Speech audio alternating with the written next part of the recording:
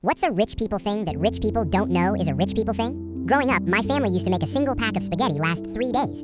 Mom would cook half on Monday, save some noodles for Tuesday's soup, and stretch whatever was left into Wednesday dinner with canned tomatoes. So when my college roommate Jake invited me home for Thanksgiving break, I had no clue what I was walking into. The flight alone should have been my first warning sign. Jake bought my ticket without even asking the price. When I tried to pay him back, he laughed and said his mom told him to handle it. I thought he was just being nice. Then we landed, and this black car was waiting for us. Not like an Uber, but an actual driver in a suit holding a sign with our names. Jake acted like this was totally normal. I'm sitting there trying not to touch anything expensive while he's texting about dinner plans. The house wasn't a house. It was basically a small hotel.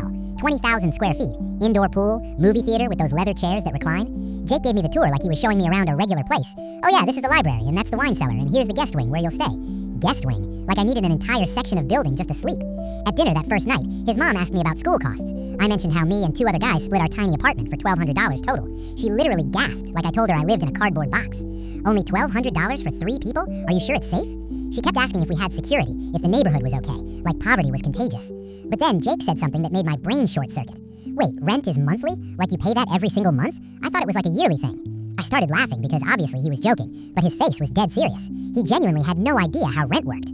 Later that night, Jake asked me how much normal people pay for water. When I said around $40 or $50, his jaw dropped. I thought water just came with the house, like electricity. I had to explain that utilities are separate bills that come every month. He looked at me like I was speaking a foreign language. The breaking point came during Thanksgiving dinner. We're sitting at this massive table, using steak knives that probably cost more than my weekly grocery budget. Jake's going on his 3rd plate of food, just piling it on like there's no tomorrow. Then he says, completely casually, honestly, I think everyone could afford stuff if they just worked harder. I almost choked on my turkey. Here's this kid who's never paid a bill in his life, never worried about rent, never counted change for gas money, telling me that poor people just don't work hard enough. I wanted to grab him by his expensive sweater and drag him to my hometown, just to show him what actual struggle looks like. But the weird thing was, Jake wasn't trying to be mean. He was just genuinely clueless. When I explained that some people work 2 jobs just to afford rent, he seemed shocked, like he'd never considered that people might not have money just sitting around. His mom noticed I was getting quiet and asked if everything was okay. I mumbled something about being tired, but she kept pushing. Finally, I said, it's just different, you know? Growing up wondering if we could afford groceries versus growing up in a place like this. She got this sad look and said, oh honey, we're not rich, we're just comfortable. Comfortable? Their house had an elevator. They had a chef who came in 3 times a week. Their garage was bigger than most people's entire houses. But in their world, this was just normal comfort level.